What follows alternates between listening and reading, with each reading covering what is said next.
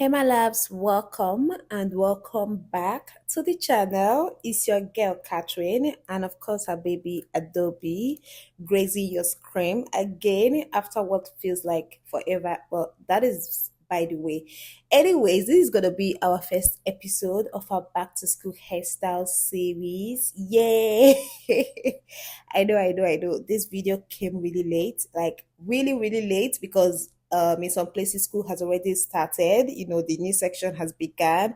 Other places is starting up pretty soon, like just a day away or maybe 2 days away. But yeah, I am so sorry about that. I usually do this every new section, at the beginning of a new section. In fact, mostly before the section begins, I make hairstyle tutorials, back to school hairstyle tutorials, so my mamas can get inspo for their baby girls hair, for the section.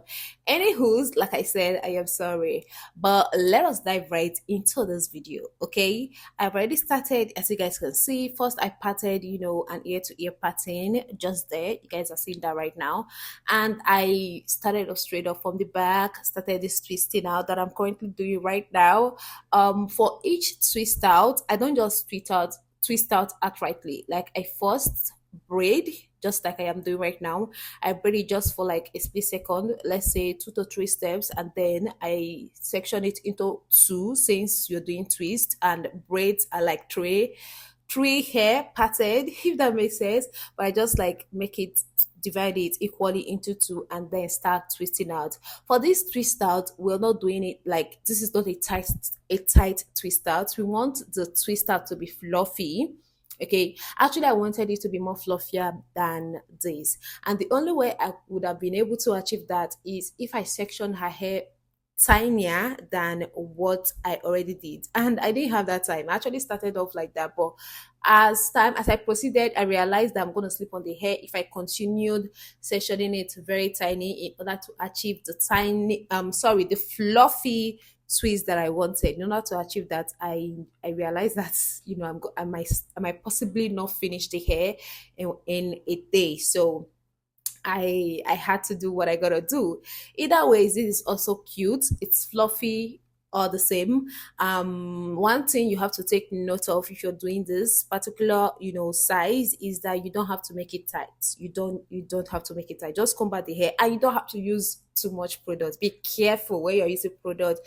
Leave-in conditioner is enough. You don't need any oily whatever, or even edge control. You don't need edge control on this at all. We are not aiming for a slick patterns. We are not aiming for that, so you don't need edge control for that back part. For the front, where I am currently cornrowing, you might need it, okay, but just a little bit, because we're twisting out the ends, and I don't want any edge control on the ends at all, so the hair can be fluffy. Does that make any sense? I hope it does. So we're already at the front, as you guys can see, and what you're seeing Adobe do right now is to hold down the front, the edges, and this prevents me, from pulling her hair along. We're talking about cornrow here. No matter how careful you are, this is a hack I discovered not quite long, and it has helped out a lot. Okay, usually whenever I cornrow, no matter how gentle I am with her edges, from the front, as long as it's cornrow, as long as you're cornrowing to the back, it has the tendency to pull the hair along just a tiny bit. It might not be obvious, but as time goes on, you notice that there's something going on at the front. So as soon as I realized this hack, even though it has been existing forever, we used to do it growing up, have to hold down your edges when someone is braiding your hair and all that. But yeah, I discovered this, and I always have to make Adobe to hold down the braids as I braid on, like the edges as I braid on, so that I don't get to pull her edges, if that make any sense. So I don't get to pull her edges, and it has always worked. So you can get someone to do this for you, or you can have your child hold it down if she can.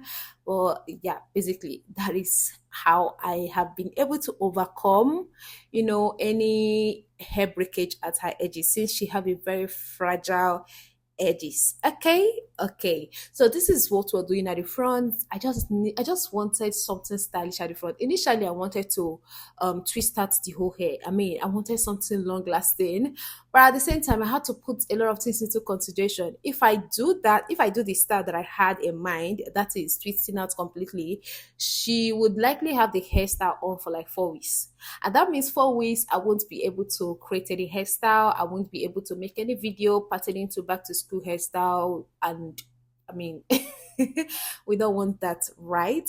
And also, not only that, if I decided, you know, assuming I decided to continue with the twist out all the way through, that is going to take a lot of time. That was going to take a lot of time because after I, twisted out that middle for part, like the part where I just twisted out individually, after I did all that, Adobe was already exhausted. She kept on asking me, Mommy, when is it finishing?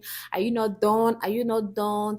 At some point she had to stand up, she had to walk around because she was tired of sitting. And I feel her, like, sitting down in a place to have your hair braided is not for the faint-hearted. Talk more of a kid. I always commend her for her patience, for always sitting put, because a lot of kids her age can't do that. Like, they can't do what she does. So trust me, she's very good at this. So that's also the reason I decided to improvise, thereby making another style at the front, so I could save time and also so I could create more hairstyle. Does that make any sense? Yeah, I hope it does. So I went ahead to do the middle. Like, I kind of parted this into three, places: the side, the two sides, and one big curve. I don't know if I'm explaining it better. And one big curve at the middle. Okay, it's like a side.